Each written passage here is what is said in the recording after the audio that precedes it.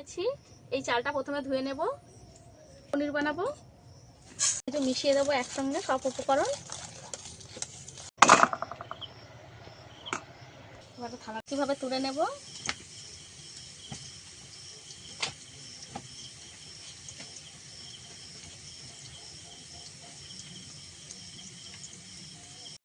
নমস্কার বন্ধুরা, মামুনি রান্নাঘর এক্সপ্রেস ফুটে আবারও আপনাদেরকে অনেক অনেক অনেক স্বাগত জানিয়ে আজকে আবার একটা নতুন রেসিপি নিয়ে চলে এসেছি।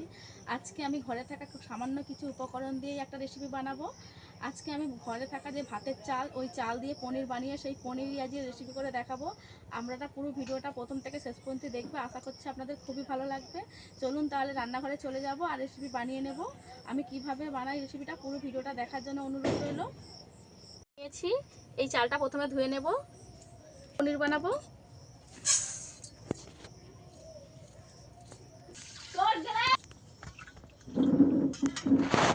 এই চালটাকে ভালো করে আমি কচলে কচলে একটু ধুয়ে নেব।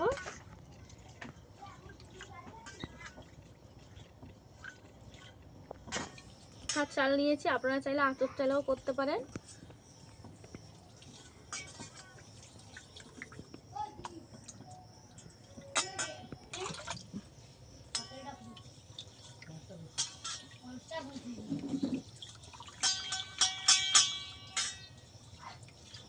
এখানে আমি বারবার করে জল পাল্টে ধুয়ে নিয়েছি। আপনারা চাইলে কিছুক্ষণ আগে থেকে ভিজিয়েও রাখতে পারেন, আর না ভিজালেও হবে। একটা কড়া বসিয়ে দিয়েছি, এবার চালটাকে দিয়ে দেব।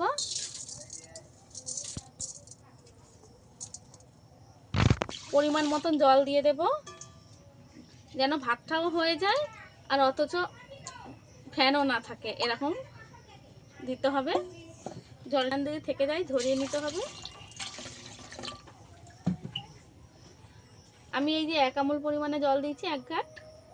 মিডিয়াম সাইজের 2টো আলু কেটে নিয়েছি, দিয়ে দেব।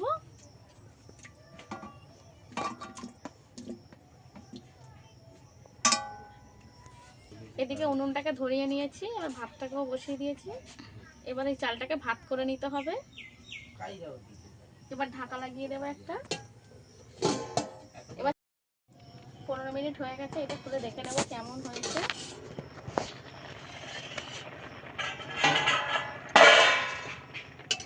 এই যে ভাতটা ঠিক এইভাবে হয়েছে, এই যে ভাতটা হয়ে গেছে। এবার ছেঁকে নিতে হবে। সেদ্ধ হয়ে গেছে, ভাতটাও এইভাবে সেদ্ধ করে নিতে হবে, একদম গলিয়ে নিলে হবে না, ঠিক এইভাবে করে নিতে হবে। ভাতটাকে ছেঁকে নেব। এদিকে স্ট্যানারের মধ্যে ভাতের মাঠটাকে পুরো বের করে নেব, ঠান্ডা করে নেব। এইভাবে খেলিয়ে দিয়ে ঠান্ডা করে নিতে হবে ভাতটাকে ভালো করে। ভাত ঠান্ডা হতে হতে এদিকে আমি মশলাটা করে নেব।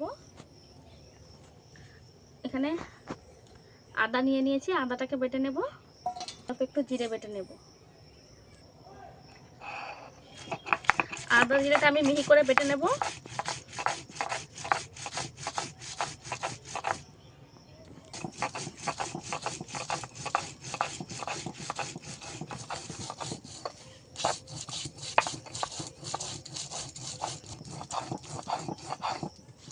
জিরে আমি একসঙ্গে ভালো করে মিহি করে বেটে নিয়েছি।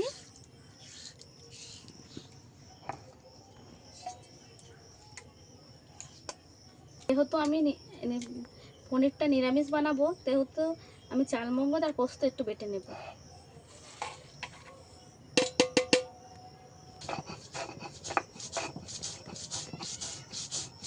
একদম মিহি করে চালমগজ আর পোস্ত একসঙ্গে বেটে নেব।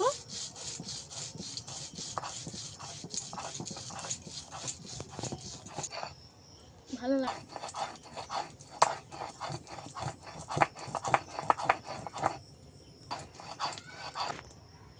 একদম মিহি করে বেটে নিয়েছি, তুলে নেব।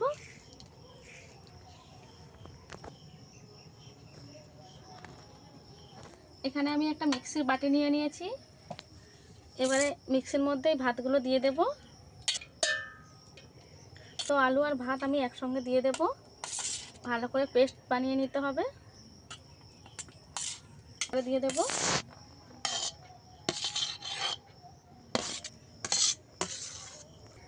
যেহেতু এটা আমি পনির বানাবো তাই এর মধ্যে একটু চিনি দিয়ে দেবো লাগার জন্য। সামান্য অল্প একটু জল দেব, এই 2 আঁচড়ের মতো জল দেব। মানে ভালো করে পেস্ট করে নিয়ে ফিরে আসছি। ভাতটা আমি পেস্ট করে নিয়ে চলে এসেছি। পেস্ট করে নিয়ে ছেঁকে নিয়েছি আগে থেকে। এখানে 2 চামচ টক দই দিয়ে দেব, 10 টাকা দামের দুধ দিয়ে দেব। যেহেতু আমি পনির বানাবো একটু মিষ্টি মিষ্টি হওয়ার জন্য, একটু স্বাদ আনার জন্য একটু দুধ দিতে হবে। তো লবণ দিয়ে দেব। আমি একটা হ্যান্ড উইচ নিয়ে নিয়েছি, ভালো করে একটু ফেটে নেব।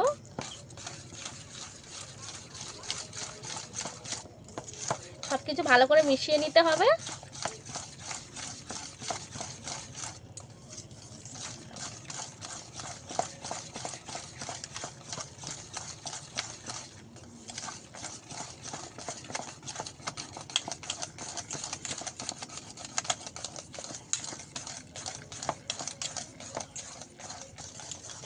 ভালো করে এটাকে ফেটে নিতে হবে, যত সুন্দর করে ফাটা হবে ততই ভালো। সামান্য বেকিং পাউডার দিয়ে দেব, দিয়ে আবারও সব কিছু মিশিয়ে দেবো একসঙ্গে সব উপকরণ। কিছু ভালোভাবে মিশিয়ে নিয়েছি। এই যে এইভাবে একটু ক্রিমি ভাব আসবে, তখনই এইটা ভাবতে হবে যে ঠিকঠাক ফাটা হয়ে গেছে, একটু হালকা মতো হয়ে গেছে। একটা থালা নিয়ে নিয়েছি, থালার মধ্যে অল্প একটু তেল নিয়ে নেব। থালার মধ্যে একটু তেল মাখিয়ে দেবো এইভাবে হাত দিয়ে। এবার ব্যাটারটা এর মধ্যে ঢেলে দেব।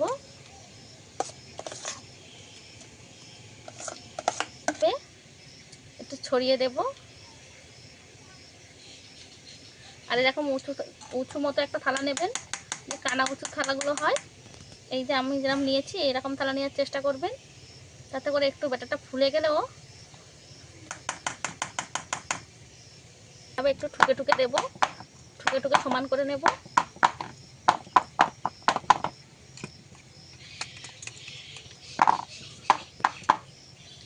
সমান করে নিতে হবে, যেন কোথাও উঁচু কোথাও নিচু না থাকে।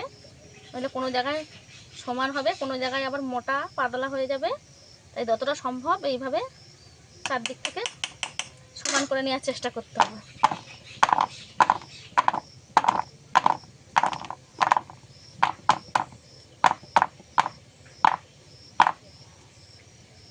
মধ্যে জল দিয়ে ফুটিয়ে নিয়েছি, এবার একটা স্ট্যান্ড দিয়ে দেবো, আটা এর মধ্যে বসিয়ে দেবো আস্তে করে।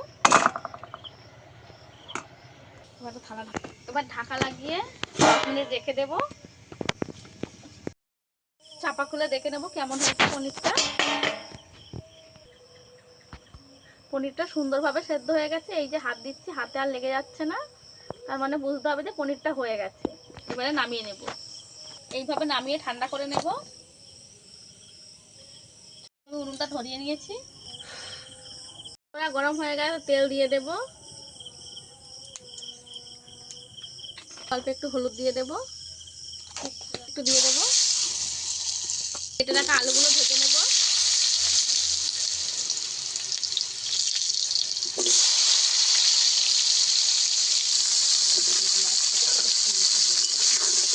আলুটাকে ভালো করে ভেজে নেব আমি।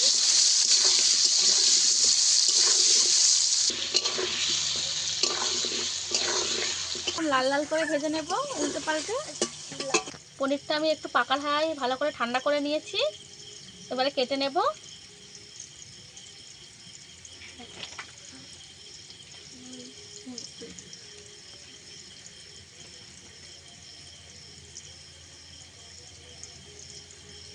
ছোট ছোট করে কেটে নেব, যেরকম পনির কাটা হয় আর কি ওরকম করে কেটে নেব।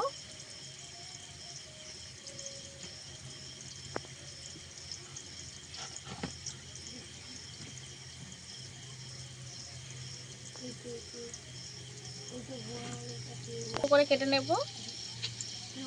আপনারা কত করে শেপ দিয়ে নিতে পারেন, যেমন খুশি তেমন করে। আমি এখানে চৌকো চৌকো করে কেটে নিচ্ছি।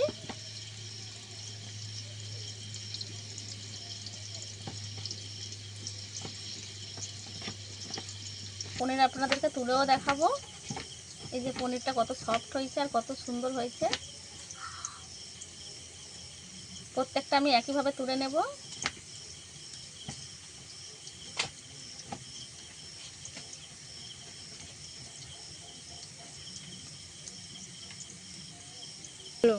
একে একে পনিরগুলো তুলে নেব আমি অন্য প্লেটে। চলো চলো চলো চলো। পনিরগুলো আমি একটু বড় বড় রেখেছি, আপনারা চাইলে আরও ছোট ছোট রাখতে পারেন। এবার আপনাদের পছন্দ মতন আপনারা শেপ দিয়ে কেটে নেবেন।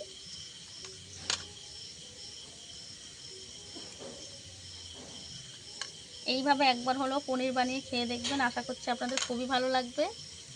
ঘরে কিছু রান্নার না থাকলে পনির খেতে ইচ্ছা করলে এইভাবেও পনির বানিয়ে নিতে পারবেন।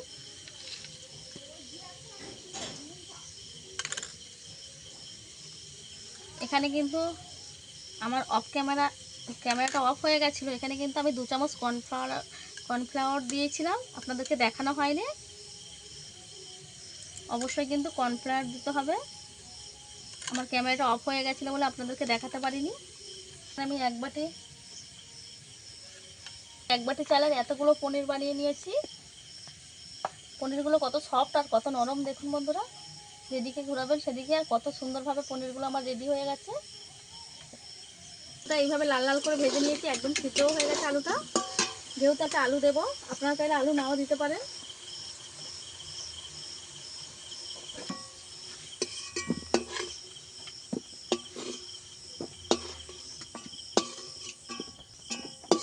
এইভাবে আমি আলুটাকে ভেজে নিয়েছি। একটা তেজপাতা দিয়ে দেব আর একটা শুকনো লঙ্কা দেব, একটা গরম মশলা। সম্পূর্ণ নিরামিষভাবে এই রেসিপিটা বানাচ্ছি, তাই পেঁয়াজ বা রসুন দেব না। ভাজা হতে দেব। মশলার জলে হলুদ গুঁড়ো দিয়ে দেব পরিমাণ মতন। গুঁড়ো দেব ছোটো চামচের 2 চামচ। ভালোভাবে ভাজা হয়ে গেছে। এখানে আদা জিরে বেটে নিয়েছিলাম, একসঙ্গে দিয়ে দেব।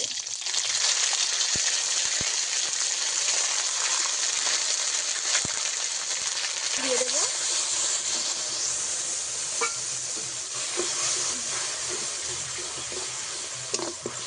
এবার মশলার জল দিয়ে ভালো করে কষিয়ে নেব।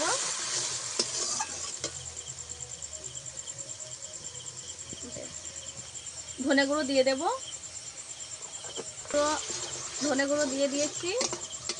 আর সমস্ত মশলা আমি একসঙ্গে ভালো করে একটু কষিয়ে নেব।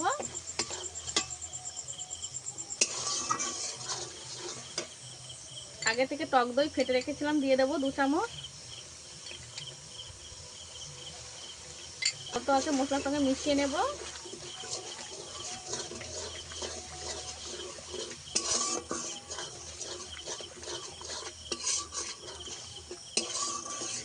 কষিয়ে নেব। টক দইটা মেশানোর সময় অল্প একটু জ্বালানিটা কমিয়ে দিয়ে অনবরত নাড়তে হবে।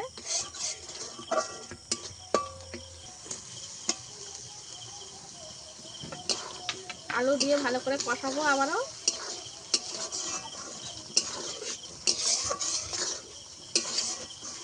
তো লবণ দিয়ে দেব।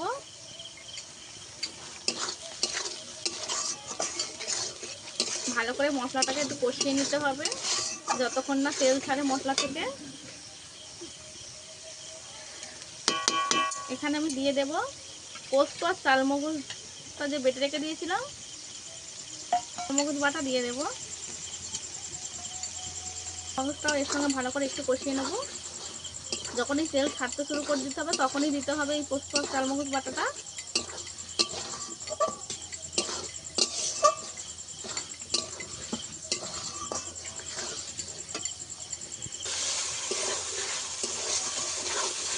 ভালো করে মশলা কষানো হয়ে গেছে, মশলা থেকে তেলও ছেড়ে গেছে। এবার জল দিয়ে দেব, বেশিক্ষণ কষাবো না। চিনি দিয়ে দেব। চিনিটা দিলে একটু টেস্ট হয় তরকারিতে। আপনারা মিষ্টি খেতে না চাইলে না দেবেন। জল দিয়ে দেব।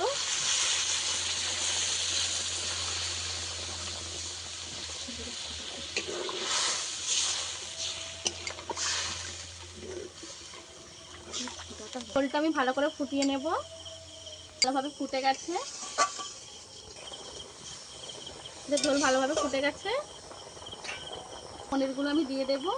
পনিরগুলো কত সুন্দর হয়েছে দেখেছেন বন্ধুরা, আর একদম সফট যেমন আর নরমও তেমন। কেউ বুঝতেই পারবে না যে এইগুলো আমি চাল থেকে বানিয়েছি, মনে হবে যে অরিজিনাল দুধেরই পনির। একে একে দিয়ে দেব।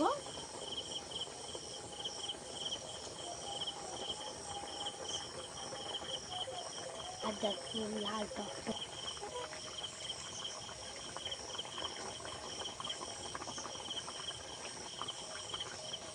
একে একে পনিরগুলো সবই দিয়ে দেব।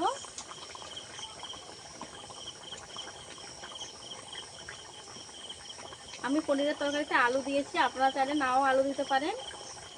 আমার আলুটা খেতে ভালো লাগে তাই আমি আলু দিয়েছি। আপনারা আলু পছন্দ না করলে আলু নাও দিতে পারেন।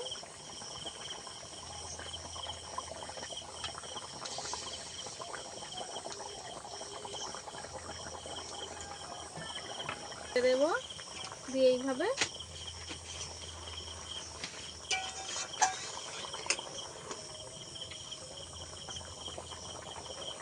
অল্প একটু গরম মশলা ছড়িয়ে দেব।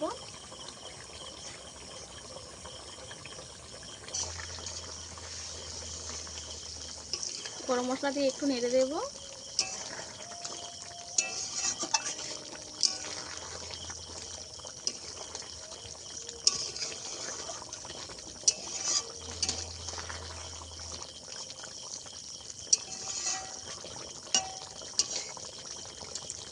রেসিপিটা আমার একদম রেডি হয়ে গেছে, নামিয়ে নেব।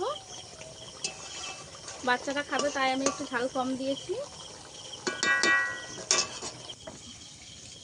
পনিরের এই রেসিপিটা কি দারুণ দেখতে হয়েছে দেখুন বন্ধুরা, দেখতে যেমন সুন্দর খেতেও তেমন সুন্দরই হবে। প্রত্যেকটা পনির আমার গোটা গোটা আছে। এইভাবে আপনারাও বাড়িতে বানিয়ে একবার হলেও খেয়ে দেখবেন, আশা করছি আপনাদের খুবই ভালো লাগবে। আমার এই পনিরের রেসিপিটা, এই চাল দিয়ে পনিরের রেসিপিটা আপনাদের কেমন লেগেছে আমাকে কমেন্ট করে জানাবেন। আর ভালো যদি লাগে লাইক শেয়ার কমেন্ট করে আমার পাশে থাকবেন। এরকম নিত্য নতুন আরও রেসিপি পাওয়ার জন্য আমার চ্যানেলটা সাবস্ক্রাইব করে আমার পাশে থাকার অনুরোধ রইল। আজকে ভিডিও এই পর্যন্তই, দেখা হচ্ছে নতুন কোনো ভিডিও নিয়ে। ততক্ষণে ভালো থাকবেন, সুস্থ থাকবেন।